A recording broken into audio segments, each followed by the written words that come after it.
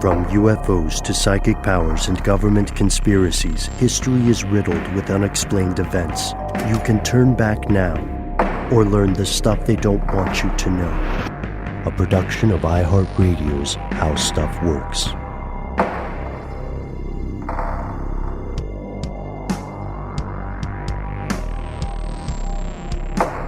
Welcome back to the show. My name is Matt. My name is Noel. They call me Ben. We are joined today with our super producer, Lowell Brillanti. Most importantly, you are here, and that makes this stuff they don't want you to know. Quick question at the top of the show. Have you all ever had to make an escape? It could be an escape from a party you didn't want to be at, or a family function, an escape from a social obligation, an escape from a country. I unsuccessfully participated in an escape room. Did not get out in the allotted time. Oh, no. It was quite a letdown. Did you get tortured? No, I blame one particular team member who shall go nameless, who had the confidence of a general and the intelligence of something much less than a general. And to be clear, I've heard this story, and you are not talking about yourself. No. Okay, it's a different person. Right. What about you, Matt?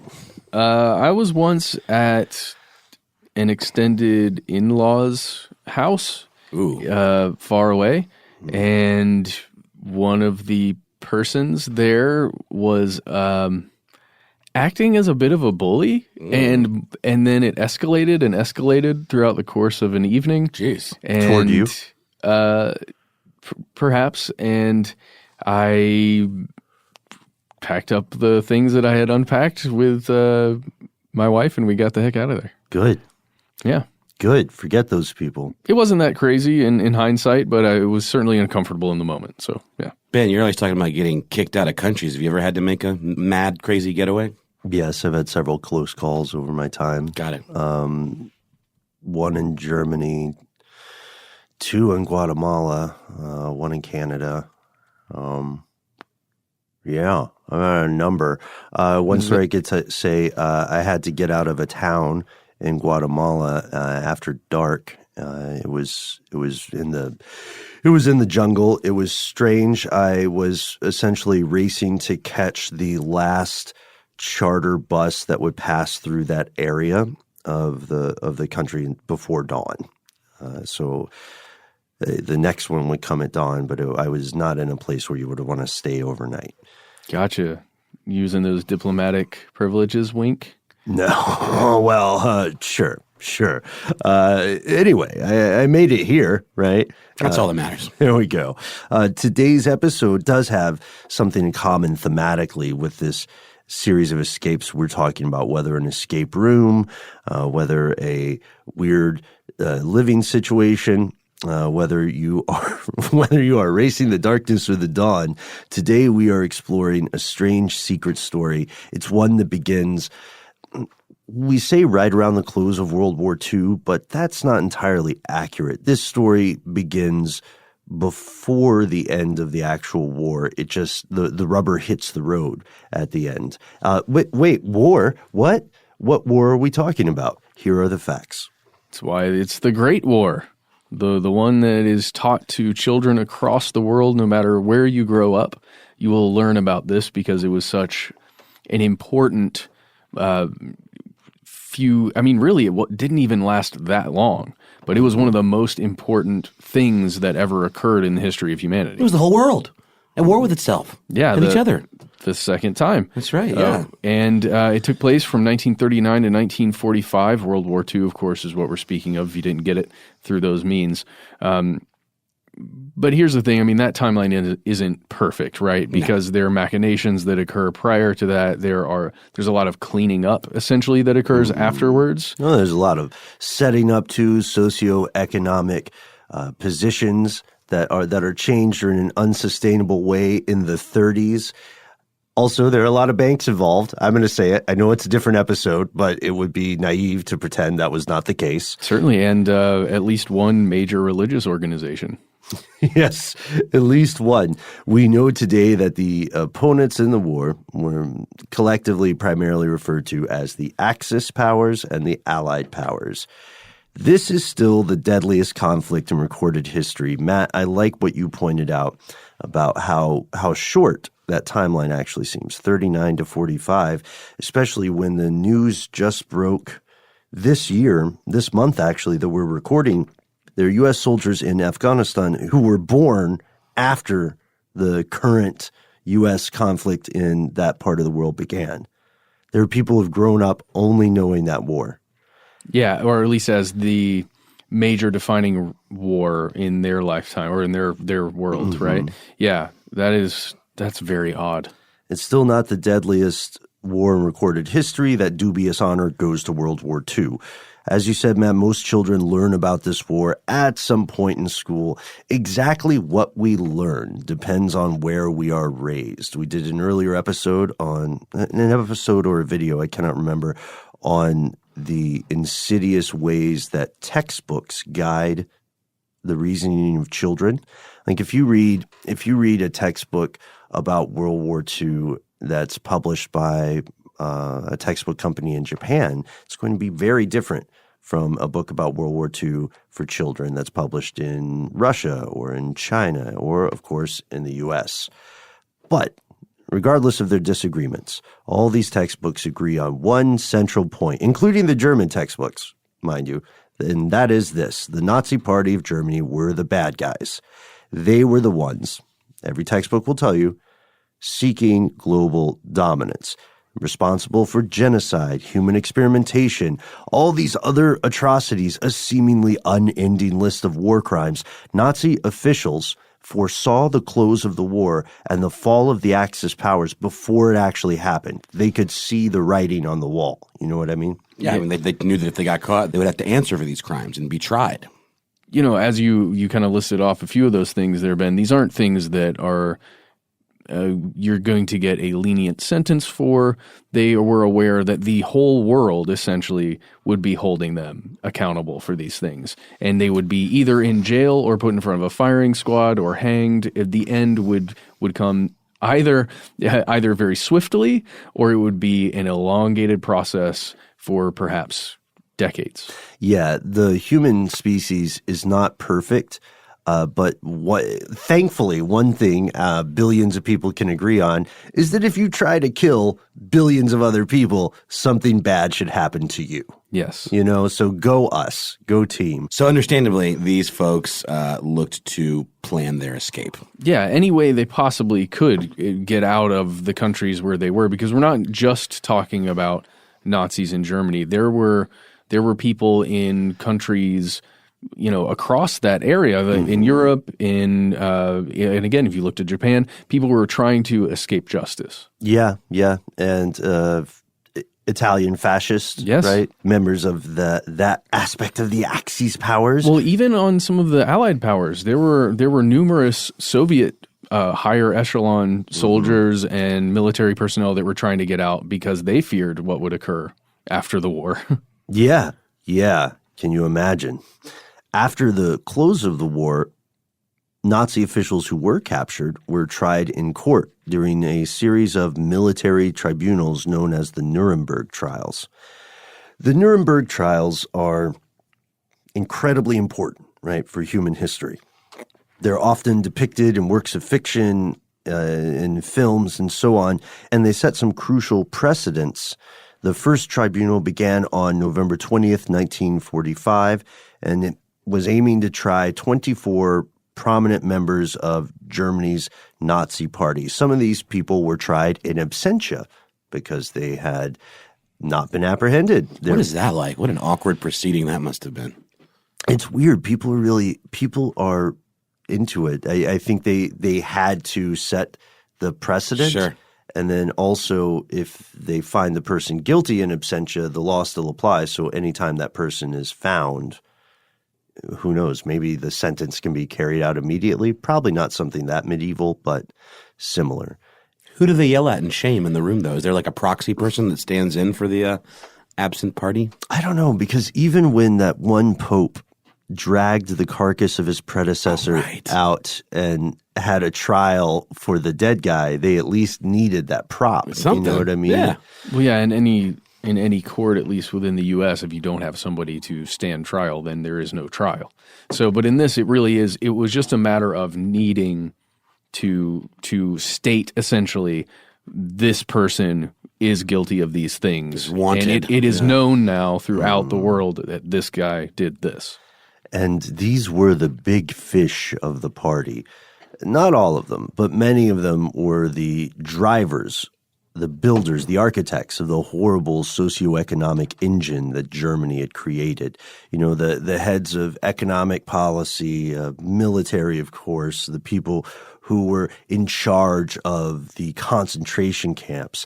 The surviving members of the party worked ardently to avoid justice. And it's interesting that today we're talking about escape, because the stakes were so high that some people who could not, well, I guess the best way to say it is some people found only one route for physical escape, and they took it without hesitation. And of course, you're talking about both Joseph Goebbels as well as Adolf Hitler. And if you want to learn more about these guys, they chose to take their own lives. We did an episode called What Happened to Hitler a little while ago. And gosh, I think it's 2017 maybe. But you can learn about all of the theories surrounding Hitler's death, whether he actually died then.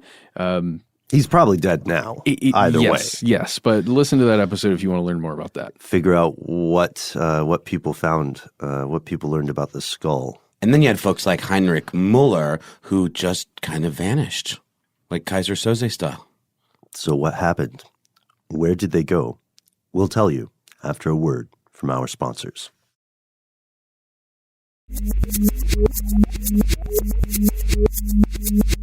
Here's where it gets crazy. So this was a rumor. This was a whisper for a long time. What happened to these Nazis? As you said, Noel, what happened to these ones who disappeared, Kaiser Soze style?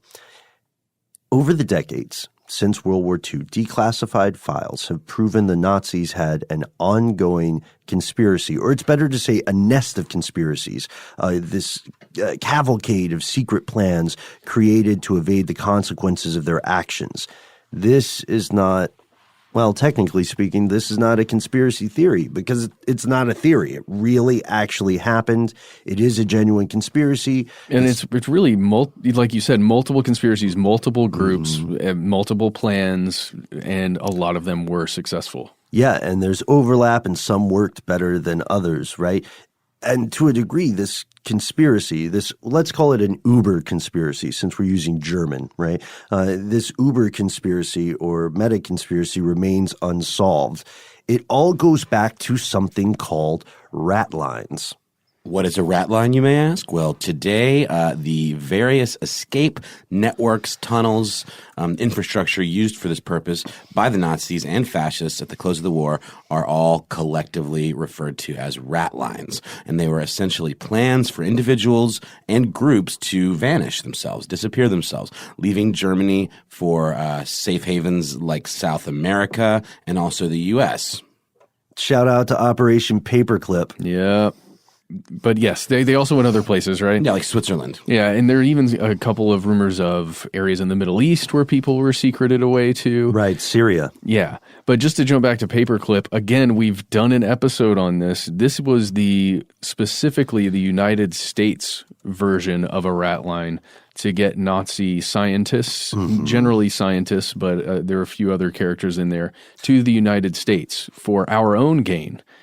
Because the minds behind some of the terrible things that occurred were, I don't know how else better to put this, they were some innovative people that were doing things that were complicated, and the United States saw strategic advantage to using those minds for their own advantage. That is just... Ugh. It's absolutely brutal and ruthless and Machiavellian and true. Yeah. Nazi scientists are the reason that human beings ended up on the moon. If you think about it, and they're one of the reasons, right? Because Operation Paperclip focused on taking thousands of German scientists and engineers, particularly Wernher von Braun, right? Yeah, that's the big name. Right. Who had done so much work on V-2 rockets. If you think about it, that expertise that the U.S. took does lead maybe not directly, but does lead to the rocket technology that the U.S. later uses to send people into space. In the least, it helped tremendously. At the very least. And I know it can be seen as somewhat of a hot take to, again, say the Nazis helped the U.S. land people on the moon. It sounds weird when you boil it down to one sentence. Maybe former Nazis. You know what? That's way more diplomatic. Former Nazis. But again, I feel weird even saying that. It feels like I'm downplaying it. Well, we know that some members, especially in the scientific community, some members of the Nazi Party were maybe members in name because of internal political pressure, and they had to do it they say they had to do it to survive. Yeah. We also will never know the true story. Ben, you read a really great quote on a recent episode of Ridiculous History where you said nobody really cares about anyone's motivation for being a Nazi, whether you did it on purpose or, were kind of strong-armed into it. You're still called a Nazi at the end of the day. There's no former Nazi or Nazi in name only, really, right? Well, the things you did, the physical acts, the ideas that you created, that you brought into this world were for a means that was nefarious and did terrible things to other people. Whether it was a rocket that was being shot to blow up soldiers from some other land, whether it's a punch card machine, like IBM, IBM, yeah. Wow, Fanta. No, I'm just kidding.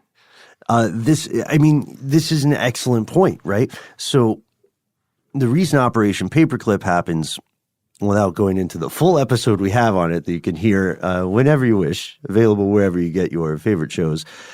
The primary reason Operation Paperclip exists is because the U.S. boffins and eggheads and military leaders do a cost-benefit analysis.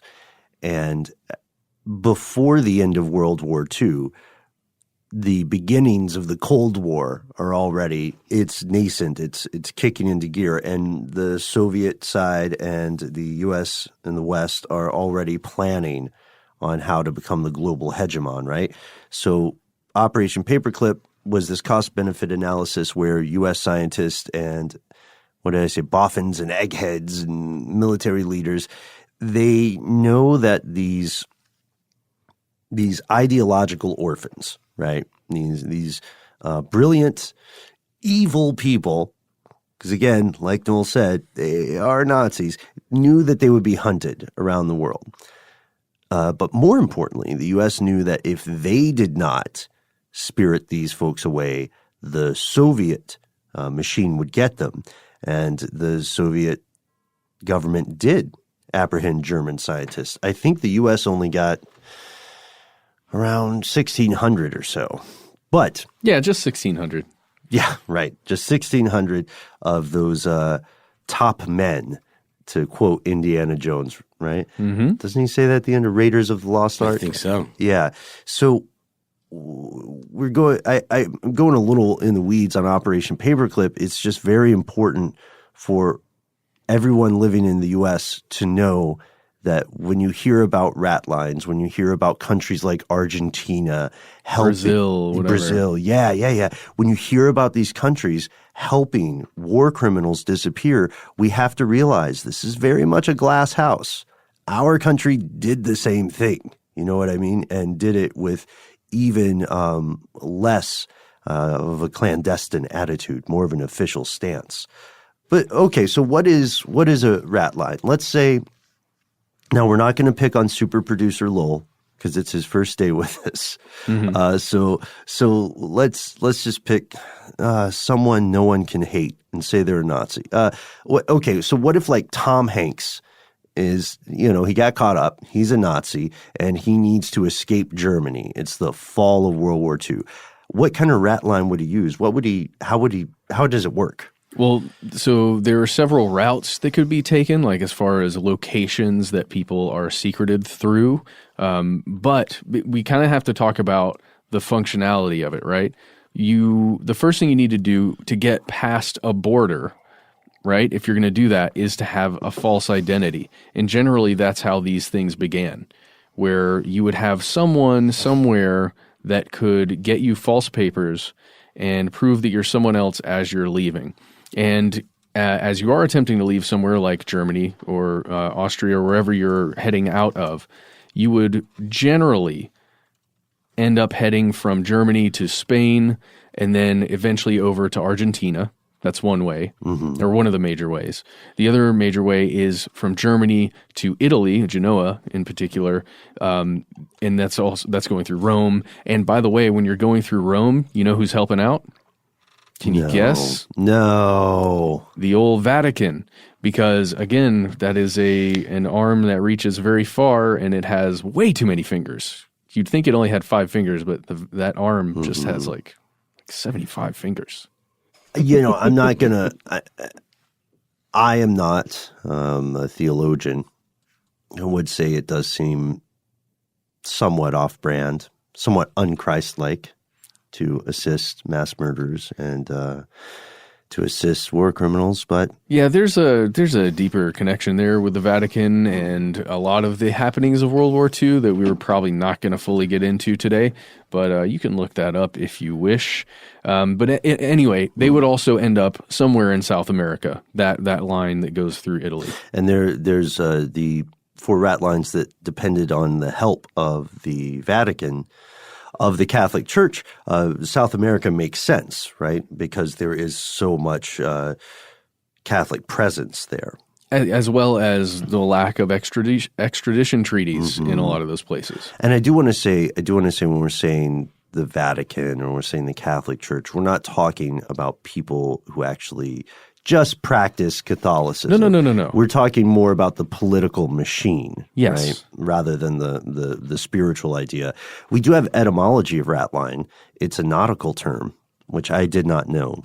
Oh. Because it's not – ratline sounds like something snarky that maybe someone in Western intelligence made up. May I guess what it is? Yes, please do. And then tell me if I'm wrong. Okay, go for it. I always in my mind, it's the small pathways that you'd have to get down on all fours essentially within a ship or something to access some of the other parts of the ship that like that are inaccessible.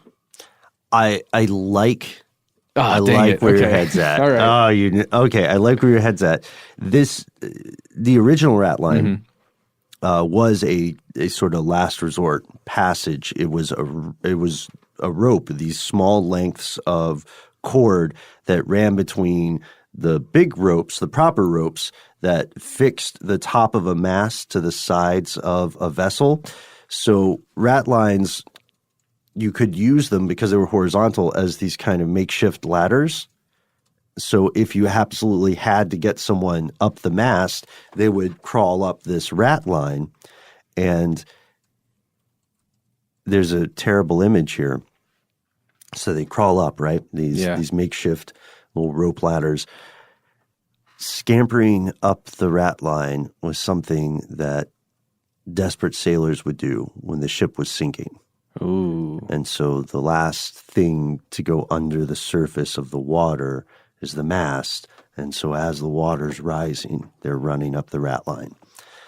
Okay, checks out, makes sense. And that's the people who missed out on the lifeboats. So that's interesting though, because in that etymology, there may be a deeper puzzle, right? Certainly. And we'll get to that we'll get to that in just a second. But these routes that you're describing, they start independently, right? The thing is, there's not a great conspiracy. Yeah, you'll have basically a leader in one area that generally has access to getting those kinds of identity papers that we were kind of briefly mentioning up at the top there. If you can find one person like that who has a few other associates, and then you can link up with that group, that then becomes essentially a cell, right, of a network, because then those are popping up everywhere. But it doesn't necessarily mean that network is fully connected or communicating with each other. You just have to find your node. Yeah. Like a lot of dirty things that state actors and governments do tend to be less an official decision of the government as a whole and more like a faction of people or community, a wheel within the wheel, right? So according to historian Michael Fayer, there were 2 alternate routes, the ones you described, Matt, and they developed independently, but they eventually merged, likely as the actors in these routes learned about one another, and they were able to help and assist each other. And for years after the war, the concept of these escape routes, these ratlines, were, as we said earlier, rumors, whispers. They were not officially confirmed. And you can see why, because at the close of World War II, when U.S. soldiers have died, it would be terrible and it would be political suicide for members of the U.S. government to say, okay, we won the war. We're doing our best to bring justice to people, except for the scientist. You guys, there's one dude who's just great at rockets, and we have to have him. We're sorry that your children have died, but we really want to get to the moon. You can't say that stuff. You know what I mean? You said it. Well, yeah, but I'm not the president after World War II. It sounded great when you said it. It sounded very authoritative. Just that concept of, guys, hear us out. Listen here. Okay, Wow. yeah, let's take a beat. It's true though. If you think about it, like who on earth would go public with that? So of course, this was considered a wild tinfoil hat conspiracy. You know what I mean? And people who, if someone told you in the 1960s, hey, I think the U.S. government is abducting scientists, right? Or I think that the Pope is abducting Nazis and helping them live a new life in Argentina, then if someone told you that, you'd probably think, wow, this guy is on LSD, and I've never seen someone tripping like that. That's like the plot of a movie that exists. Like, scientists are disappearing. They're all being spirited away to a secret underground lab to do evil research under duress. Yeah, it sounds like Watchmen. It sounds like a whole bunch of different things. Yeah, The Odessa File. There you go. Similar to, right, because even today, now that this stuff is confirmed, there are historians and researchers, not necessarily fringe historians nor fringe researchers, who believe that there's still something nefarious, that there's still more we need to learn about this. And one of the largest controversies in the story of Nazi ratlines is something called Odessa. What is that, you ask? We'll tell you after a word from our sponsor.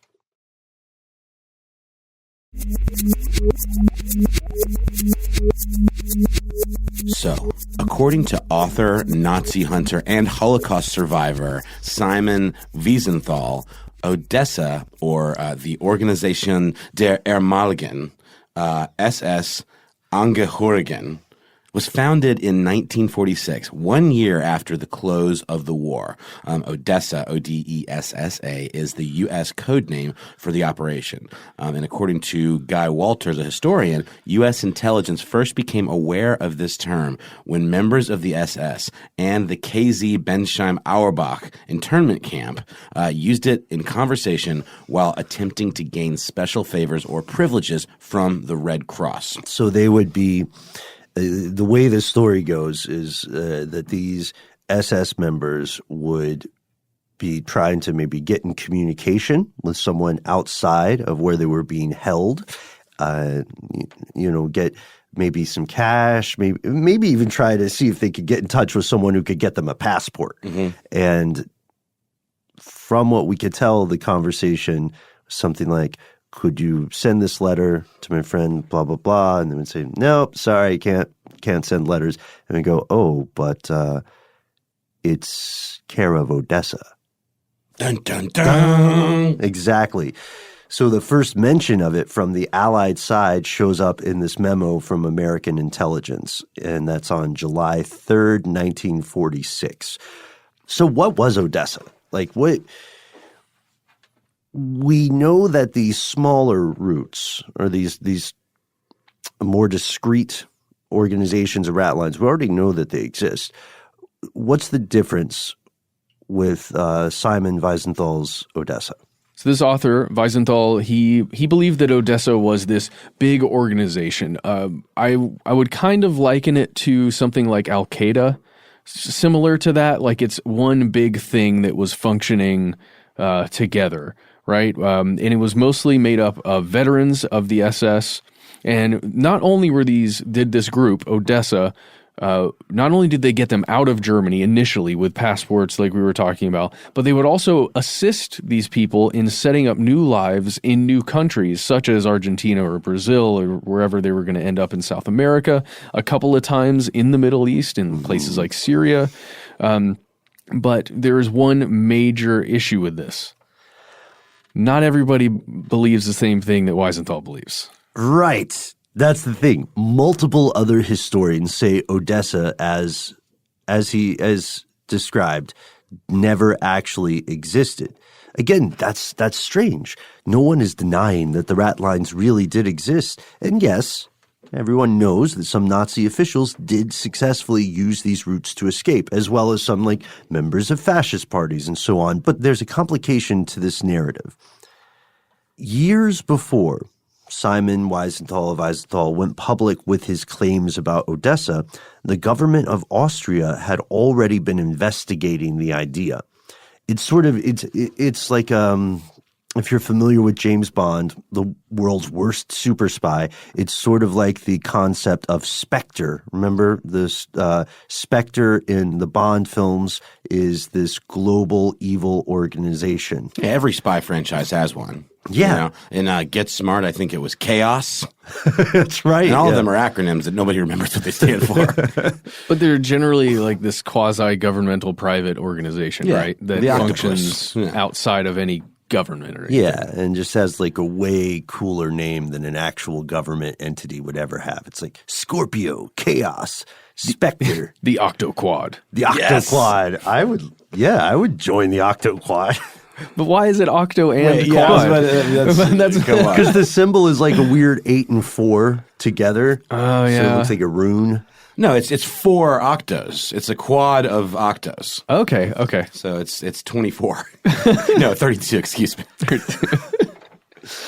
Send us your design for Octoquad. And teach us how to do math. So it's but it's true. Like, so the argument then is that Odessa is a real life version of this evil super spy Bond-esque thing.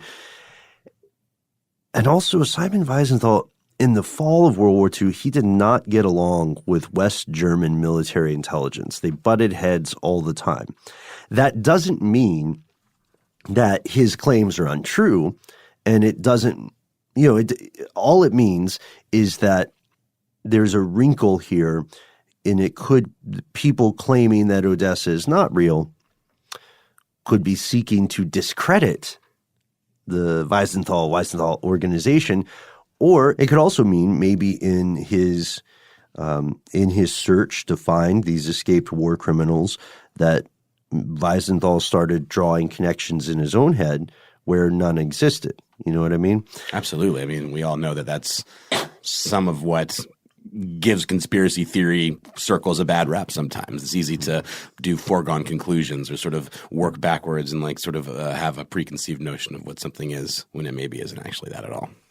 Yeah. And again, the thing is, so he was definitely right about the smuggling operations, the ratlines. Yeah. And we found proven ones, right? Yeah, we did. We found a whole bunch of proven ones. And I just want to add on to what you're saying there, guys. It feels like, and this is complete speculation on my part, that if Odessa really was a thing and it was kept, secret enough to where we are still in 2019 postulating whether or not it could be real, it feels like it could have had integration somehow with one or more intelligence communities or agencies throughout the world.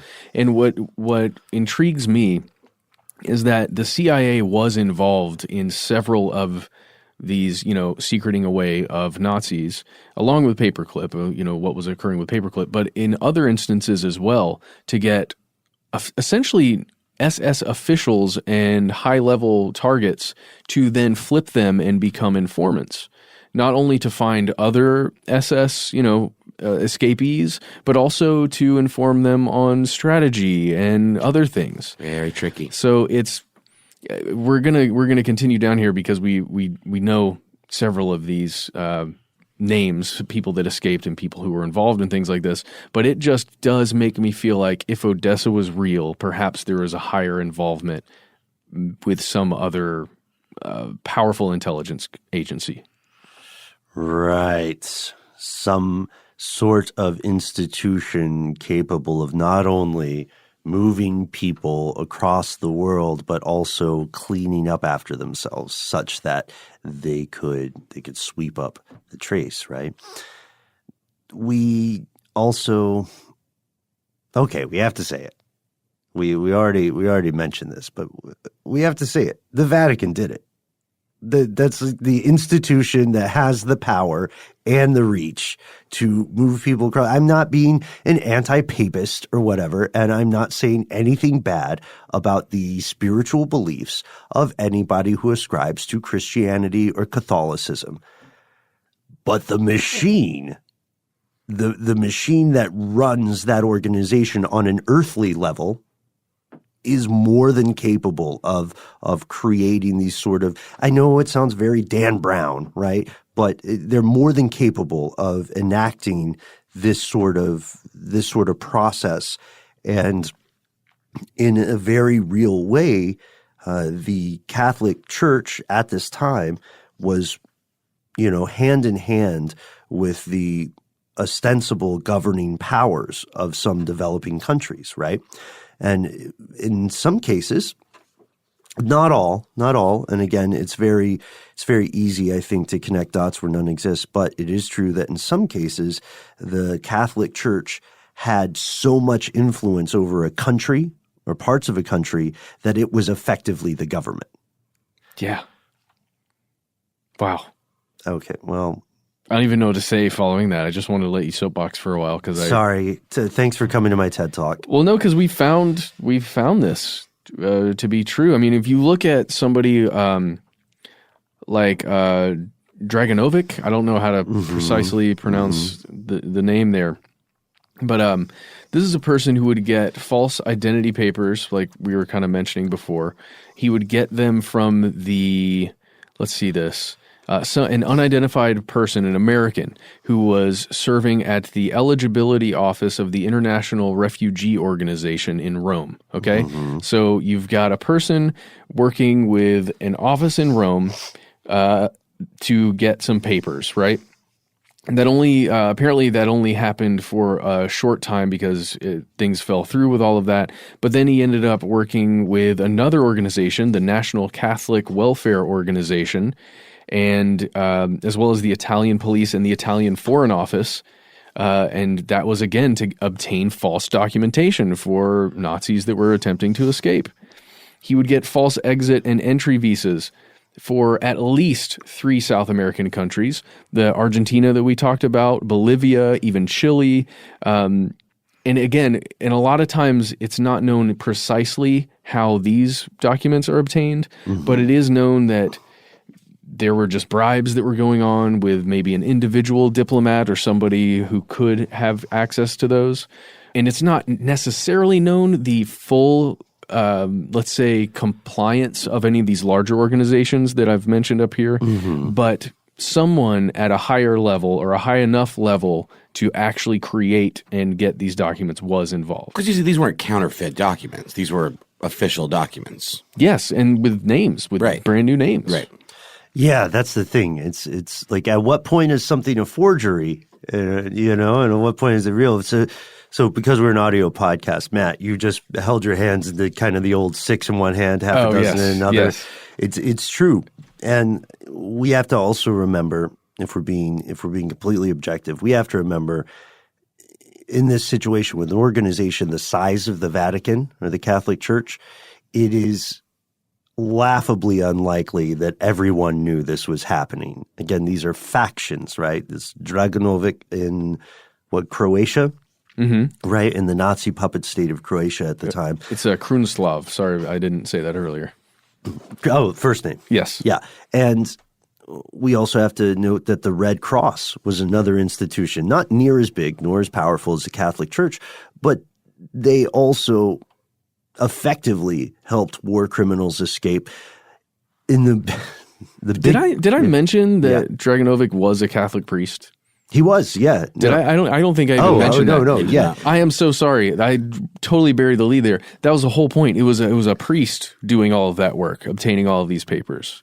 Croatian Roman Catholic priest. Yes, yeah. He was, Krunoslav Draganovic.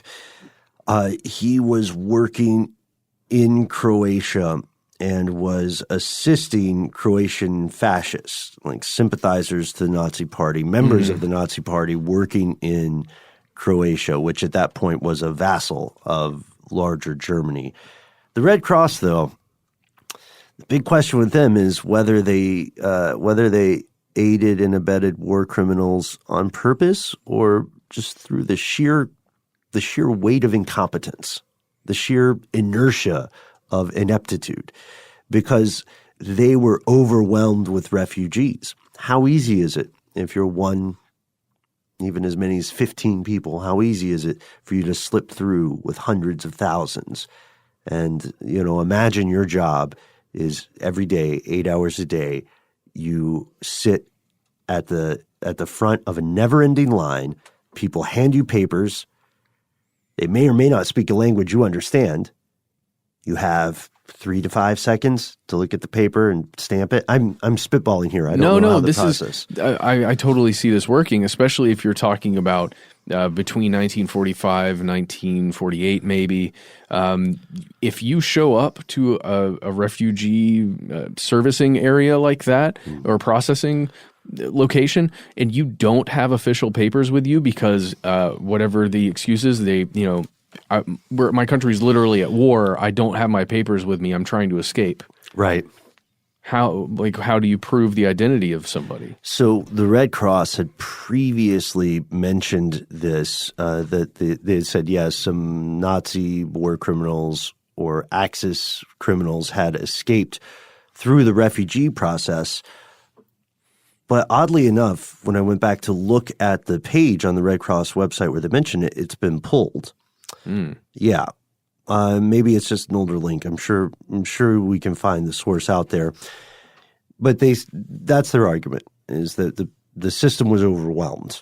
No one was doing anything on purpose, but their process was supposed to have the equivalent of a background check from the Allied military, but it was pretty cursory.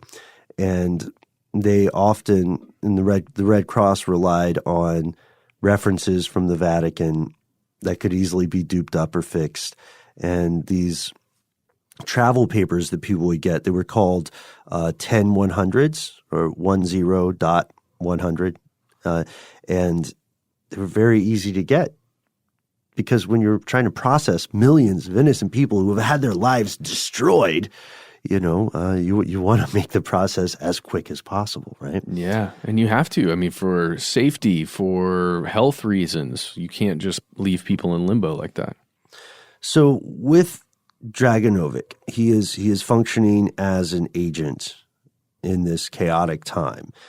He had, what'd you say? He had set up travel to 3 different South American countries? Bolivia, Argentina, and Chile. So we know that he had some kind of pull. What did they call it on The Wire? Suction? Maybe. I can't remember. I think it was in The Wire. They had a lot of suction. Yeah. They had some kind of, juice or whatever. Draganovic did. And this rat line was abandoned or disbanded would be a better word in what, the 50s? Yeah, it was disbanded in 1951, and according to some sources, it was because they were just done with it. They'd gotten everyone out that they wanted to get out, and they were able to shut it down. So they succeeded. Essentially, yeah. And this leads us to one of the great mysteries of World War II, one of the real and genuine conspiracies. What happened to the ones that got away?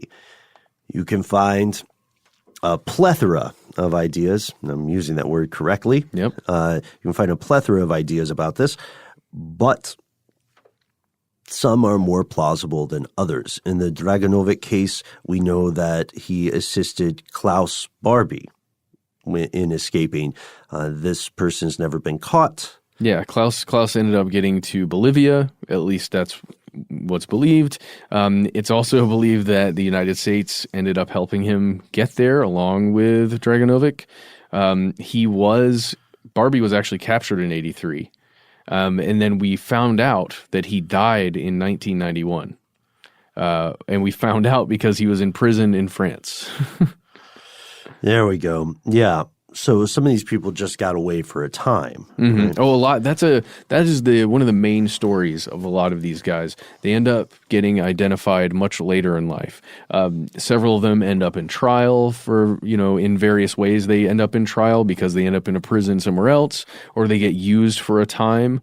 As in, which guy is this? Let me jump back over here. I believe it's Aloy Brunner. Yes, I think Aloy Brunner. He is a guy who ended up in Syria, and he was actually assisting prior to Bashar al-Assad, Bashar's father, he was assisting that regime in military tactics, allegedly in developing something called the German chair, which was a torture device that would break someone's back when it was applied to them. He was like essentially mid-century modern furniture. Is that what you're saying? No. I mean, real torture. This guy was developing real torture while in Syria, and he was living a fairly comfortable life early on when he got there.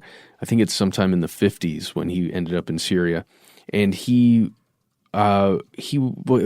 described as a card in the hand of a regime. Right? Mm-hmm. So like we were talking about with the United States seeing strategic power and having these scientists, this guy was seen as a military strategist or at least someone who could help them with their means or in their ways to achieve greater power. Right. Under the name George Fisher. Yes. He helped organize the let's see, it's important, but it's weird to explain. He helped organize the compartmentalization of the intelligence services, and I think he trained some of the regime's top intelligence people. The big thing he was teaching them was that if you truly want to be in charge, you compartmentalize information. You don't want your left hand knowing what your right hand is doing, because one day you may have to clap them against one another, essentially. Yeah. And only you and a very small group of people will know. Anyway, here's this chair I made. It breaks people's backs. Yeah, it's really messed up. And it's a crazy story. You can read more about it at theirishtimes.com. That's where we found an article called Nazi War Criminal Reportedly Died in a Syrian Dungeon. And again, the name is Aloisbrunner. And then there are others such as Adolf Eichmann, Josef Mengele. There's one in particular we want to touch on. This guy's name was Heinrich Müller. He's the last chief of the Gestapo. His fate after World War II, according to the Jewish Virtual Library's accounts, Müller got away, or was thought to have gotten away. For decades and decades, they thought he had just slipped the net, and no one could find him after multiple investigations. However, the official story is that in October 2013, evidence surfaced that he had been buried in a mass grave in Berlin at the close of the war in 1945. However, no, this research still remains, for some people, a little, I don't know, arguable. Like just like we've talked about with deaths of, I hate to say it, but deaths of other historically notable, infamous or famous people, the story doesn't die when the person does. Like there are people alive now who think Elvis Presley is somehow alive. And Elvis Presley was a celebrity and a musician who did briefly work with U.S. law enforcement or attempt to, but he was— You want to be an agent, man. Exactly. Talking to Nixon. But these are war criminals, and we will never know the fate of some of them. That's why for decades, and that's why for decades after the war, since before many of us were born, listening today, there were people who just hunted these folks down. And the list doesn't stop there. We have a lot of like allegedly or is believed to's or is suspected to's in these people's stories. We know stories of Nazis where you can follow the line maybe to a non-extradition country, right? Mm-hmm. And then they disappear, and there's a few years later a report of like an elderly German retiree expiring quietly in a small town. Yeah, and then some stuff's found in the attic or something. But there are also a lot of these people who end up in a tribunal or a court when they are in their 80s because they get found out living in America somewhere or living in France even sometimes, or in Argentina, Bolivia, wherever it's going to be. There's so many stories about this and of people going through this and finally seeing justice because it's alleged like somewhere between, I don't know the exact number, and we can't really ever know the exact number, but thousands of SS and German soldiers, military, made it out alive. Mm-hmm. We just don't know exactly how many that is. I've seen it alleged up to 10,000, I think, perhaps even more, just through the alleged Odessa program. Exactly. And there we have to leave it. At this point, still, it's 2019, and people will tell you Odessa was or was not real, right? We have to ask ourselves about the degree of sophistication, the degree of collaboration that these ratlines employed. While they may have not been members of some elaborate global secret society, those clandestine escape routes were real, and more often than some would like to admit, these routes were also successful. Is this something that could happen in 2019, in these, our modern days? It could. It would have to be different, though, because surveillance technology has just evolved, right? It would have to be more of a low-level human trafficking kind of situation, I think, where you're not actually going to use real papers. Well, maybe that's not true. Maybe that's not true at all. So there's an interesting dilemma here, because although there have been so many technological breakthroughs that allow people to be closely observed, more closely than ever before at any point in history, the control of those technologies is also increasingly in the hand of a smaller and smaller and smaller subset of human individuals and institutions. So it's like there's more water coming out of the faucet, but there are fewer people capable of turning the knobs. And what that means is that if this is entirely hypothetical, I'm not describing a real thing. What that means in theory is that if our super producer Lowell needed to disappear for some reason and had the assistance of Uncle Sam in doing so, then the alphabet agencies could simply erase his digital footprint. It's fascinating. It's something we don't really have an answer for. Again, that's entirely speculative, but it is possible. Agreed. So Ben, I don't want to talk about Nazis anymore today. Can we stop talking about Nazis? Yes, I'm right there with you. Do you want to talk about Nazis? No. No, I mean you. Do you want to talk about Nazis? If you do, tune into our nude podcast, Nazi Talk. Yes. Coming out soon on the iHeartRadio podcast network. Did you call it our nude podcast? Yeah, that's what I heard too. Yes. We do it in the nude. Yes, it's true. Yes. What do you think? Do you believe that these ratlines are an historical oddity? Do you think that they were less effective than films and some historians would have us believe? Do you think things like this occur in the modern day? And if so, where and when? There is some evidence of CIA involvement in some Eastern European situations where they spirited out a couple of dictators and gave them false identities. But do you think it ever occurred on this scale again? And maybe on a more personal note, since, as you said, Matt, we should get away from the Nazi stuff. If you were going to disappear, where would you go and why? Let us know. You can find us on Instagram. You can find us on Facebook. You can find us on Twitter. You can hang out with our favorite part of the show, your fellow listeners, on our Facebook page. Here's where it gets crazy. If you don't want to do that, you can give us a call. We are 1-833-STDWYTK. You can leave a message and perhaps get on the air at some point when we do another one of those episodes, which we will. And if you don't want to do any of that stuff, please send us a good old-fashioned email. We are conspiracy@iHeartRadio.com.